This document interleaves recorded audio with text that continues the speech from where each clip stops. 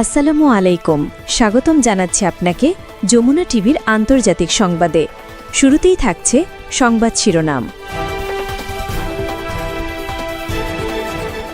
আবার তীব্র সীমান্ত যুদ্ধ, পাকিস্তানের হামলায় ধ্বংস ৬ আফগান ট্যাঙ্ক ও অনেক সেনা ছাউনি। শান্তি চুক্তির পরদিনই গাজায় ইসরায়েলের হামলায় নিহত ৯ ফিলিস্তিনি। গাজায় ইসরায়েলপন্থী ৩৩ জনকে প্রকাশ্যে হত্যা হামাসের। বুধবার মস্কো সফরে যাচ্ছেন সিরিয়ার প্রেসিডেন্ট আহমেদ আল শারা, ফেরত চাইবেন বাশার আল আসাদকে। পাকিস্তান ও আফগানিস্তানের সীমান্ত যুদ্ধ আবার তীব্র আকার ধারণ করে মঙ্গলবার। এদিন পাকিস্তান আর্মির হামলায় ধ্বংস হয়েছে আফগান তালেবানের ৬টি ট্যাঙ্ক সহ বেশ কিছু সেনা ছাউনি। নিহত হয়েছে অনেক আফগান তালেবান ও পাকিস্তান তালেবান টিটিপির সন্ত্রাসী। পাকিস্তান আর্মির দাবি, মঙ্গলবার কুররাম সীমান্তে পাকিস্তান আর্মির ওপর হামলা চালায় আফগান তালেবান ও টিটিপির সন্ত্রাসীরা। পাকিস্তান এর উপযুক্ত জবাব দিয়েছে। পাকিস্তান আর্মির পাল্টা হামলায় আফগান তালেবানদের ট্যাঙ্ক ধ্বংসের ভিডিও প্রকাশ করেছে পাকিস্তান আর্মি।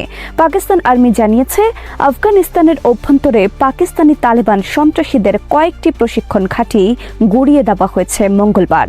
এ সময় একটি সেনা ছাউনিতে আফগান তালেবানরা সাদা পতাকা উড়িয়ে আত্মসমর্পণ করে।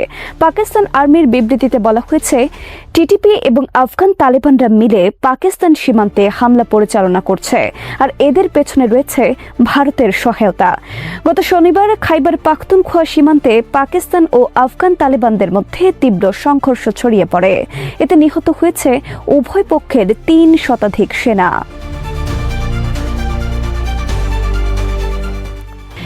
মস্কো সফরে যাচ্ছেন সিরিয়ার প্রেসিডেন্ট আহমেদ আল শারা। মস্কো সফরে তিনি সাক্ষাৎ করবেন রাশিয়ার প্রেসিডেন্ট ভ্লাদিমির পুতিনের সাথে। এ সময় আহমেদ আল শারা পুতিনের কাছে রাশিয়ায় পালিয়ে আসা সিরিয়ার গণহত্যাকারী শাসক বাশার আল আসাদকে ফেরত চাইবেন। একই সাথে তিনি পুতিনের সাথে কথা বলবেন সিরিয়ায় এখনও বহাল থাকা রাশিয়ার বিমান ও নৌঘাটির ভবিষ্যৎ নিয়ে। প্রকাশিত খবরে বলা হয়েছে, রাশিয়ার আমন্ত্রণে আহমেদ আল শারা রাশিয়া যাচ্ছেন। রাশিয়ার পক্ষ থেকে প্রস্তাব দেওয়া হয়েছে, সিরিয়ার নতুন সরকার যদি রাশিয়ার সাথে সম্পর্ক স্থাপন করে তাহলে ইসরায়েলের হামলা থেকে রক্ষায় তারা ভূমিকা পালন করবে। সিরিয়ার উন্নয়নে এবং স্থিতিশীলতা ফেরাতে কাজ করবে রাশিয়া। এ প্রস্তাবে সাড়া দিয়েছে সিরিয়ার নতুন সরকার। সিরিয়ার গণহত্যাকারী বাশার আল আসাদের পক্ষে ছিল রাশিয়া। বাশার আল আসাদকে রক্ষায় ২০১৫ সালে সিরিয়ায় সেনা পাঠায় মস্কো, স্থাপন করে একটি শক্তিশালী নৌঘাঁটি এবং একটি বিমান ঘাঁটি। এসব ঘাঁটির সাহায্যে রাশিয়ান আর্মি ব্যাপক হামলা চালিয়েছে সিরিয়ার আসাদ বিরোধী বিদ্রোহীদের ওপর। রাশিয়ার এসব হামলায় নিহত হয়েছে হাজার হাজার সিরিয়ান বিদ্রোহী এবং বেসামরিক মানুষ। ধ্বংস হয়েছে সিরিয়ার অনেক প্রাচীন সভ্যতা ও স্থাপনা। সিরিয়ায় গণহত্যাকারী আসাদকে ক্ষমতায় টিকিয়ে রাখার ক্ষেত্রে প্রধান ভূমিকা পালন করে রাশিয়া ও ইরান। রাশিয়া ও ইরানের সহায়তায় বাশার আল আসাদ লাখো লাখো সিরিয়ান হত্যা করেছে। ২০১১ সাল থেকে ছড়িয়ে পড়া গৃহযুদ্ধে বাশার আল আসাদ বাহিনী ও রাশিয়া সহ বিদেশি ভাড়াটিয়া সেনাদের হাতে নিহত হয়েছে কমপক্ষে ৬ লাখ সিরিয়ান। ২০২৪ সালের ডিসেম্বরে আহমেদ আল শারার নেতৃত্বে বিদ্রোহীরা পরাজিত করে বাশার আল আসাদ বাহিনীকে। পরাজিত আসাদ পালিয়ে আশ্রয় নেন রাশিয়ায়।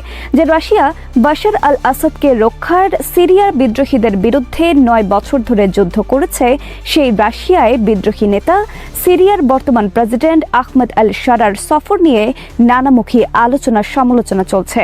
সিরিয়া থেকে এখনও রাশিয়ান ঘাঁটি বিলুপ্ত করতে না পারা নিয়েও সমালোচনা রয়েছে সিরিয়ার নতুন সরকারের প্রতি। ২০২৪ সালে আহমেদ আল শারা সিরিয়ার ক্ষমতায় বসার পর থেকে ইসরায়েল টানা হামলা চালিয়ে যাচ্ছে সিরিয়ায়। ইসরায়েল ধ্বংস করে দিয়েছে বাশার আল আসাদের রেখে যাওয়া সমস্ত অস্ত্র ও সামরিক স্থাপনা। এখনও ইসরায়েল নিয়মিত হামলা চালাচ্ছে সিরিয়ায়। এ অবস্থায় স্বাধীনতার সার্বভৌমত্ব বিপন্ন দেশটির।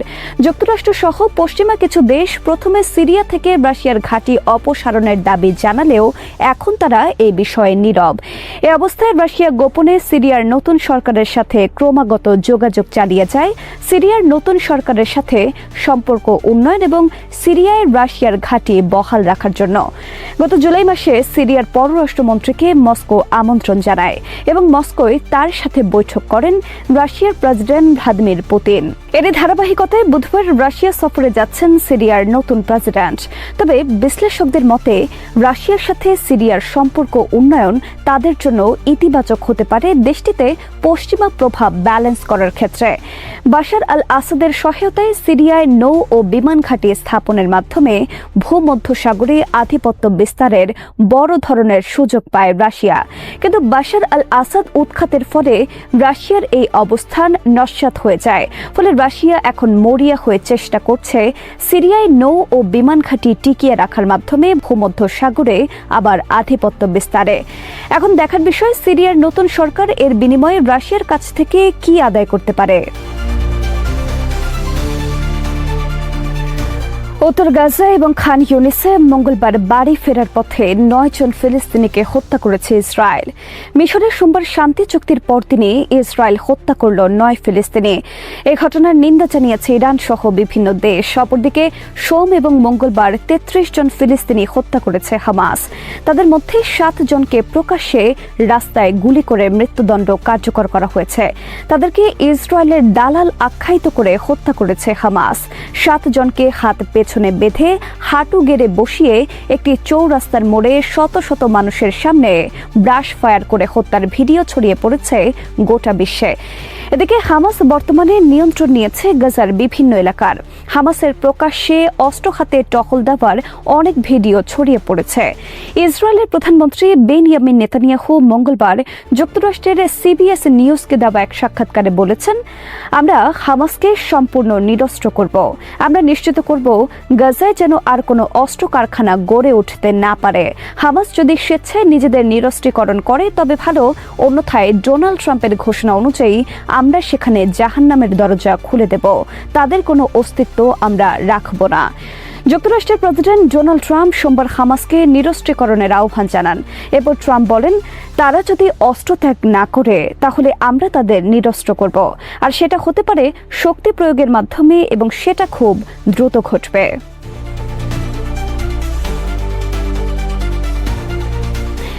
এদিকে গাজায় আন্তর্জাতিক ত্রাণ সহায়তা সীমিত করেছে ইসরায়েল। ইসরায়েল অভিযোগ করেছে হামাস নিহত জিম্মি ইসরায়েলিদের সব লাশ হস্তান্তর না করা পর্যন্ত পূর্ণ মাত্রায় ত্রাণ সহায়তা প্রবেশ করতে দেওয়া হবে না।